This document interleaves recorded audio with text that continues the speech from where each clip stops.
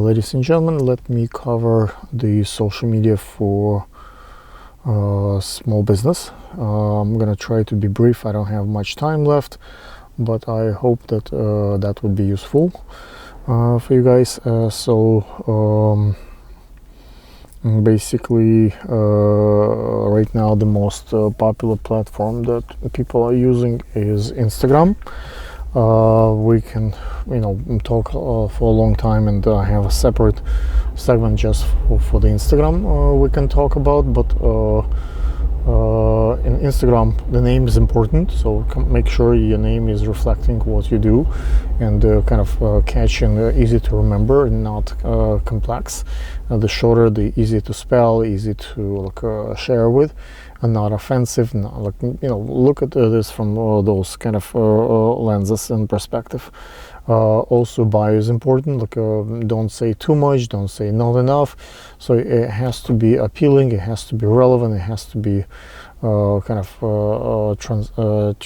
fair.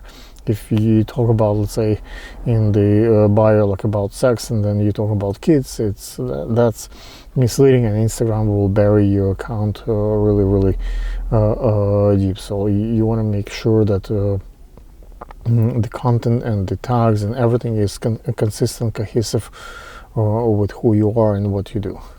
Okay. There is people ask me often, is it make sense to have separate Instagrams for yourself and for your business? And if many, and I would say it's all question of time. If you have time just for one, you have just one. If you have time, you can manage two. You might want to separate and manage to do both. So that's option, something that case by case could be decided. Like, for example, in my case, I have about 400 pages on Facebook, which is kind of easy to manage with a page manager. So I have one or two pages that I actually often post and use consistently, and I have all the other ones to capture international market, or particular sports or particular activity market. So I think that's my take on this. Something I do for backlinks, for SEO, to get more exposure, and something I do just to grow, because it's impossible to really grow and pay attention to all 400 pages at once. But once I discover something in one or two pages, I can replicate that success and that story in many others, and that way I get more bucks. Every time I do something, I multiply it by 400. Successful. Let's say I got during Fashion Week film probably at over 1,000 interviews, every day, maybe 100 interviews times 10 days. That's 1,000 interviews, I think, I got during that week. And one interview with Miss Mexico kind of got viral comparing to all the other videos. So all the other 900, 1,000 interviews together don't have that many views this one interview got. So I realized, and I post that interview on all 400 pages.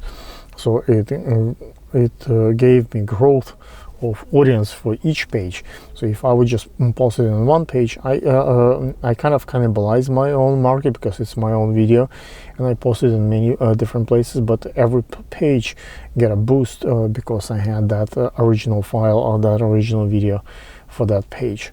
So that's how I get it done, and that's my take. Maybe it's not the best way, but that's the best way, I think. At the moment, if I learn a better solution, I'll share. So for the small business, and if you're trying to get a YouTube, the consistency is important.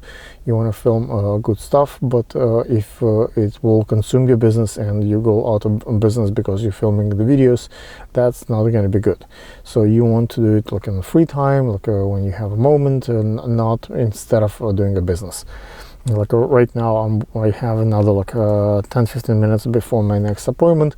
I set up the camera, I set up the lights. It took me maybe 3-5 minutes to have that set up. Like I'm using, as you can see, my car at the moment as my studio, so kind of when closing the windows shields me a little bit from the subway noise outside, from things that are happening on the street. I don't have to travel to the studio. Studio is pretty much often with me when I'm in the car. And sometimes I get to a location earlier than I was planning to.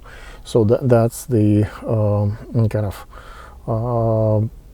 a studio that's always by your side and could be used again and again. So I'm filming with like a Sony A6400, which is a very nice new mirrorless camera 2019. It's right now my best choice. It's small. I use this condensed mic by Sony with this is a battery here, and this is a lavalier here, and I have a little tiny light here. So I often use this little GoPro Session. It's 4K, and I use this cover, like it's $1 on AliExpress for it, and I use for it like this cover for lenses, so this doesn't get scratched. And this small camera is a 4K camera, and you can open this one, so the mic that I'm using now could be connected to this camera through the amplifier. So this still does a good sound, but obviously with a proper mic you will get much better sound. It's often said that sound is better than more important than the visual, and I agree with that quite often. As you know, I have accent in English, and I often act back and do different noises that are not pleasant to hear, but it is me. I try to work on those, trying to improve. Hopefully with something like that set up, it's tiny, it takes like little space, and I often use the for my phone interview this Zoom. This is Zoom 4. And basically it's maybe $100-$200 I don't know, maybe $50 sound recorder right now on eBay. So the new ones maybe like $300-$500 will cost. I think it's pretty decent quality and does the job. And since I often break them and forget them and lose them, so I don't see a reason to invest a tremendous amount of money into one of those. And the light I use on my right side, because the sun is from that side, and I light myself a little bit from the right side would look maybe $3-$4 on AliExpress. The new one versions like maybe $10, but they have batteries and a whole bunch of features that you can use. So it's a very affordable light that even if you break it or lose it, it's not going to be a big deal. You can buy a whole bunch of them, and so I can always replace them. Let's see where we stand. So I have 9 more minutes before my appointment. So I want to talk about the creative process for small business. Obviously, if you just go like for like or follow for follow, that's a really bad sign. Don't do it. That's basically easy to pick up by algorithm, by computer, and it will bury you in lower ratings. So my suggestion, don't do it. Do the kind of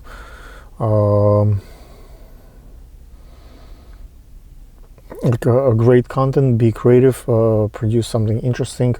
Like I said, if you having the main thing that people follow in creative world are, let's say, kids. Really matters. Like we all biologically love small ones, babies, infants, so whenever a human person sees them, most of us feel sympathy and empathy, and kind of we care for little babies.